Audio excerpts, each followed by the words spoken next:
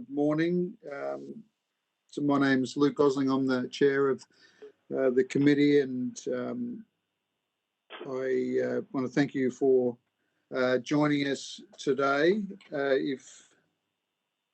And thanks for your patience. We had a bit of a late start for the public hearing, but we really welcome the feedback that we've received and your attendance here. The Centre of Excellence for Climate Extremes, very welcome to give evidence today. For the Hansard record, would you please state your full name and the capacity in which you're appearing before the committee? Andrew John Pitman, Director of the ARC Centre of Excellence for Climate Extremes.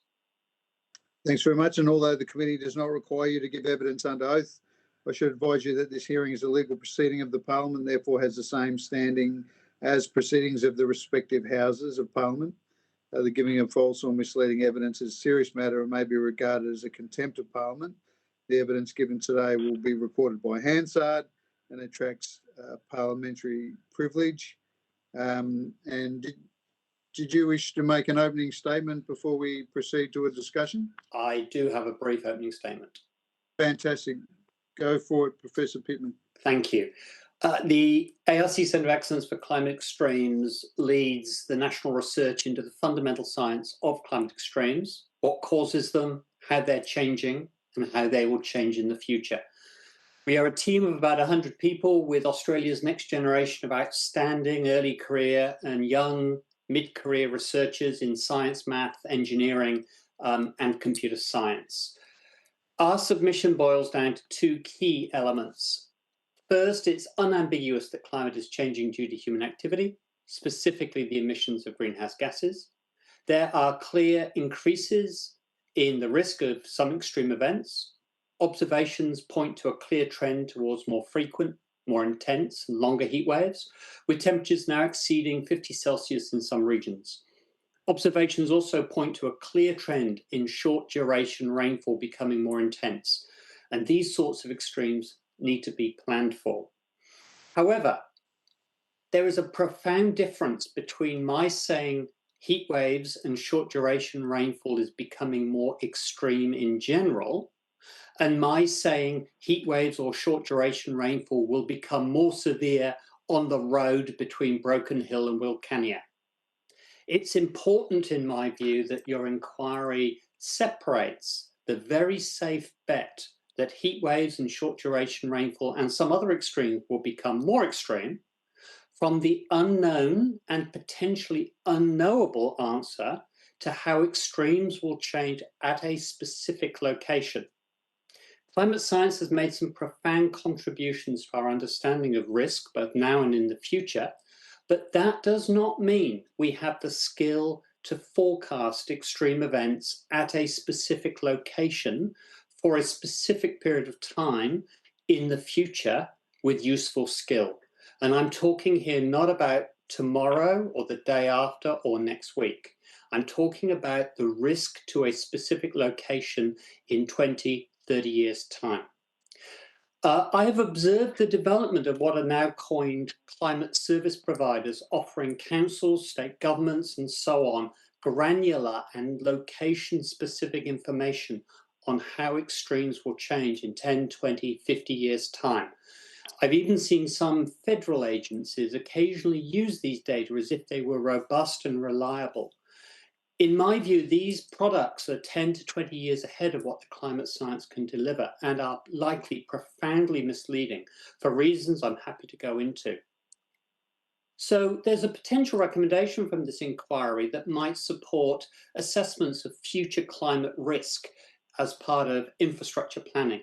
I would absolutely strongly support such a recommendation if you chose to head in that direction. In a general sense, planning for an increased risk of climate extremes. However, I would be very keen to advise against any requirement for a detailed and location-specific climate risk assessment as part of future planning, because in my view, that capability is simply something we don't have and are very unlikely to have for many years into the future. There is now the establishment of the Australian Climate Service, and just pointing to some of the comments made by the previous witnesses, The Australian Climate Service is an agency within the Bureau of Meteorology and is tasked with developing the capability to provide specific advice about future climate extremes. And I know you're speaking to the Bureau of Meteorology later, and that's terrific. The Australian Climate Service is probably the group in Australia with the greatest capability to begin to move us in that direction, but I wouldn't suggest they yet know how extremes will change over specific points in space across Australia. And with that, I'm happy to clarify any of my points and take any questions that you might have. Thanks very much, Professor. And we previously heard from the Engineers Australia, and of course, what engineers want is certainty in order to build roads that are much more resilient, and but also appreciate from your submission the role that uncertainty plays in our ability to understand these impacts of the severe weather events. We all know that they're increasing, what's causing them, and the impact on the road network. We would love to be able to, prioritise spending as a federal government, and obviously the Parliament, wants to always spend taxpayer funds as wisely as they can. But and we'll hear obviously from CSIRO and the Bureau of Meteorology in the future hearing, but the nature of this uncertainty in understanding how climate change will influence severe weather events.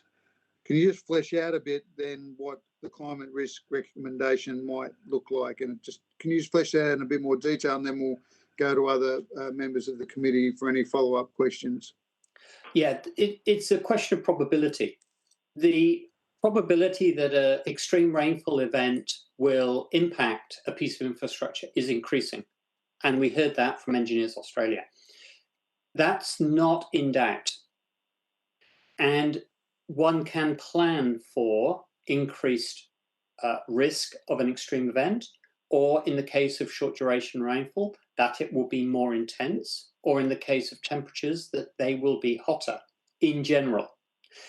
That is different from designing a particular piece of infrastructure with an apparent deep awareness of what the climate is going to be like and what the extremes are going to be like in 2050 or 2100 at that location. I do feel deep sympathy with the engineers, because you're absolutely right. They want to know the value to design for. Unfortunately, the prediction of the magnitude of the extremes that we're likely to experience is deeply uncertain. It's a wicked problem. We know that the temperature extremes are heading in one direction. But even though, on average, rainfall extremes will intensify, that does not mean for a particular place rainfall will intensify. So there is a high risk of gross overinvestment in resilience in some regions, and a failure to account for uncertainty in the extreme events in other locations. And that's a wicked problem for you in designing recommendations. But that's the truth. We don't know for a particular location whether you should be planning for a major increase in rainfall intensity, or whether the rainfall patterns will change so that the amounts of rainfall falling in that region will decline. That's just the nature of the science. And there are people who are hiding that uncertainty and providing products with apparent decision-making precision.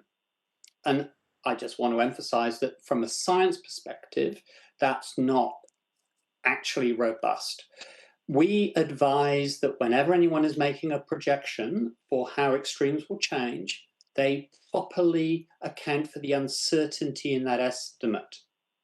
For temperature, that uncertainty will be the magnitude of the increase.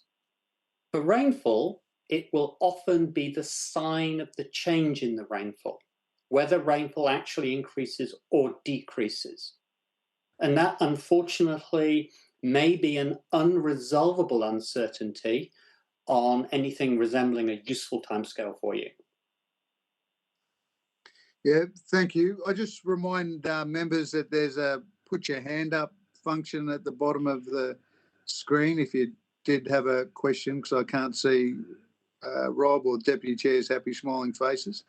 Can I, Professor, just we do know that the northern rivers of New South Wales, for example, that catchment is over a number of years now getting lots and lots of rain, and there's been debates over whether housing's rebuilt in certain areas given the high probability. When we look at things which we are in this committee, like the idea of resilient road corridors, looking at the historical data, though, is there would be an ability, would there, to say where we can reasonably predict more short but high intensity rainfall in the future, and therefore put some priorities on certain corridors for the purposes of keeping communities connected and getting goods to market? Very difficult. The extreme rainfall events that hit the northern rivers, there isn't a known connection between climate change and those events. That doesn't mean climate change wasn't influencing those events. It's that we can't demonstrate at this stage that climate change was influencing those events. Therefore, I cannot tell you if there is going to be an ongoing trend for events of that kind in those regions, or whether that was just a really extreme event and part of natural climate variability.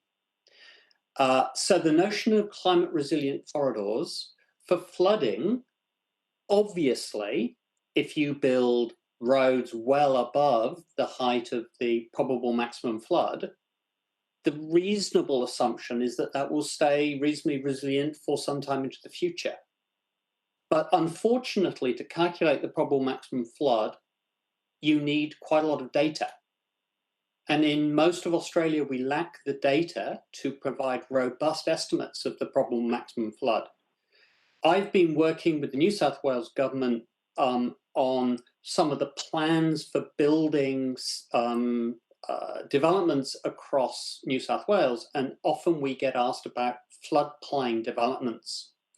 And often developments are built to be 10, 20 centimetres above the 1 in 100 year flood. I don't think we know in most regions the 1 in 100 year flood to anything like that level of accuracy, because we just don't have the data to calculate that robustly.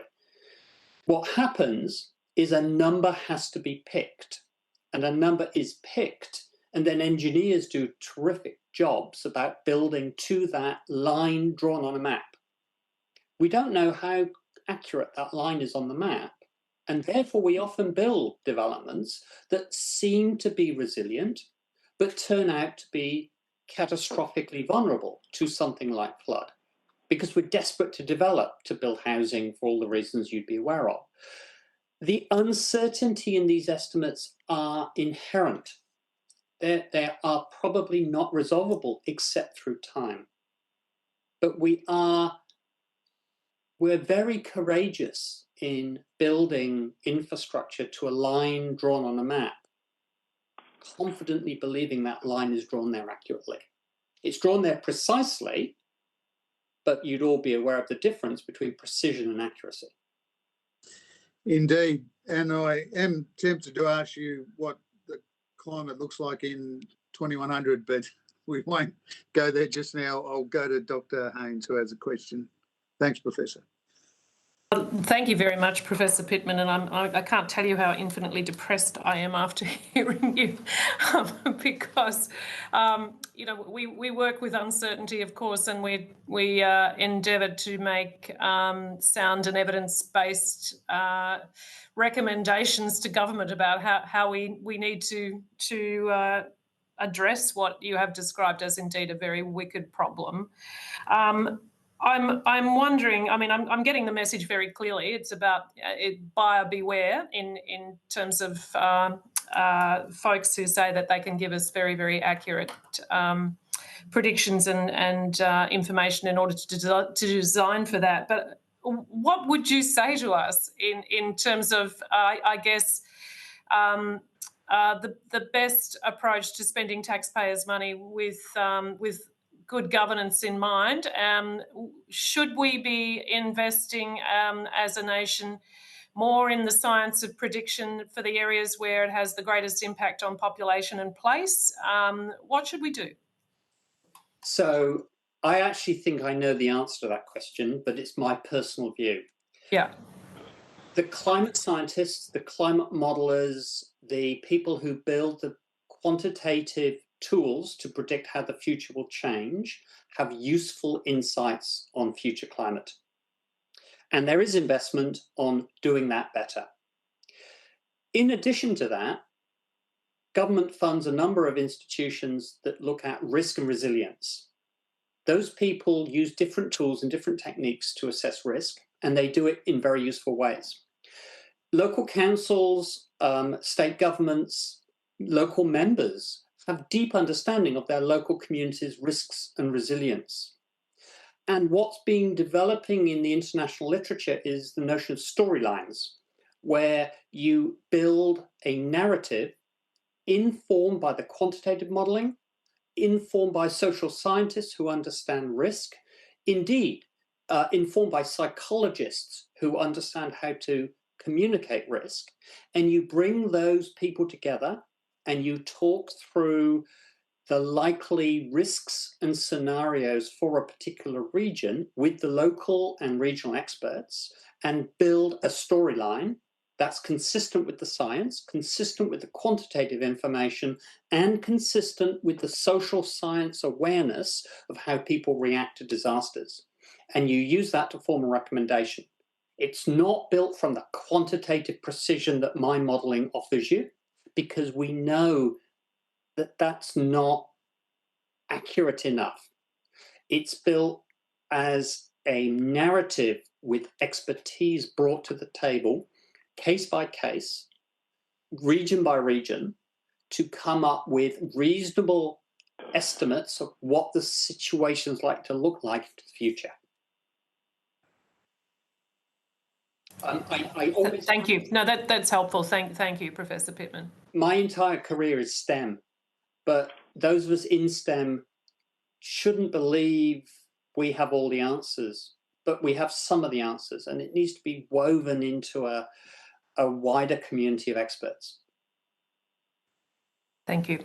It's encouraging, Professor, to hear a STEM professor such as yourself talk about the importance of including the social sciences, you know, in an integrated storyline that you know, that takes into account the various factors, stakeholders, and, as you said, quantitative evidence to come up with, you know, what is most probable as far as a community's reaction, a community's need, and people who have been in a community for a long time. And of course, we all crave more certainty, but yeah, I think often the social scientists are overlooked, and sometimes you can have an economist and a social scientist that get to the same conclusion or recommendation, but often the economist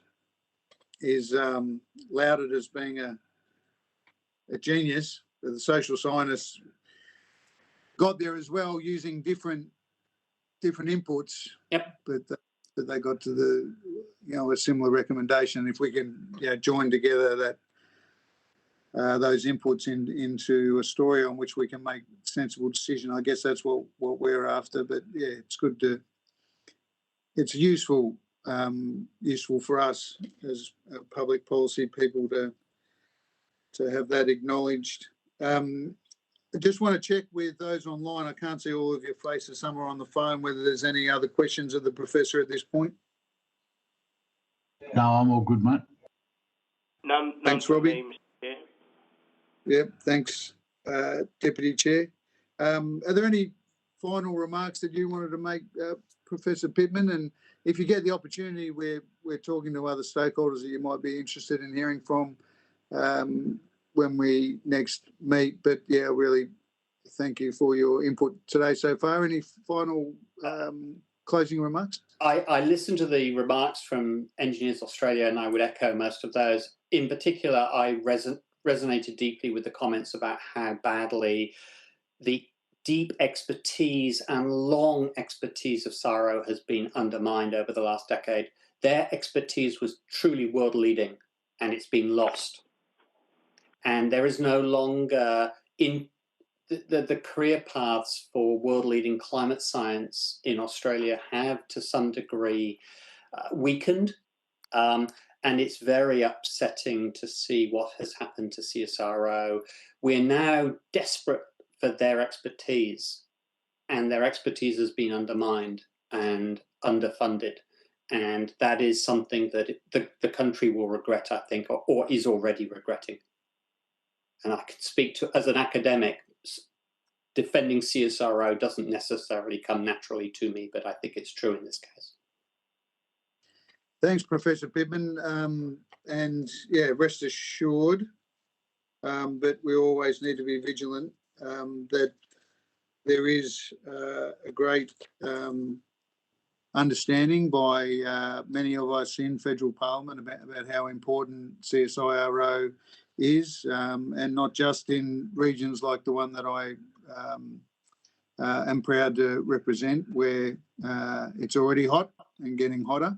But we also need their expertise in a variety of ways through sustainable agriculture and so many things. And funding them appropriately, there's no doubt that it adds to our economic output as a nation, as well as us getting back to a very proud status among the world's science community. It also acts as a beacon for the next generation of women and men wanting to do science. If they see a strong and vibrant CSIRO, more kids will pick areas that SARO are expert in, and you get that flow of outstanding people coming through the education system. If there is no beacon, why would they see that as a valued career path? No, indeed, and we're still struggling with take-up of STEM. And it went to a previous conversation we had, around picking up on those international students that study here. Yep. And where we can, incorporating them into the national endeavours without causing brain drains in other nations, of course. But, there's so many massive global challenges that we face, and the only way that we're going to be successful is if we invest in the people that are going to do the work to show us how we get out of the various messes that we've created. Thanks very much for your time, Professor Pitman. I've just got a quick spiel I've got to give to you to wrap up our session, if I can find it. Yeah. Thank you for your attendance here today, and if you've been asked to provide any additional information, I'm not sure that we did, but certainly feel free to send any additional information in to the Secretariat as we continue this inquiry. You will be sent a copy of the transcript of your evidence, and you will have an opportunity, therefore, to request corrections to any transcription errors. But the folks at Hansard are very, very good, but feel free to have a look through that and suggest any changes that you want to make. And I declare your session with the public hearing closed. Thanks so much for joining us. And thank you for the opportunity. Cheers. Thank you.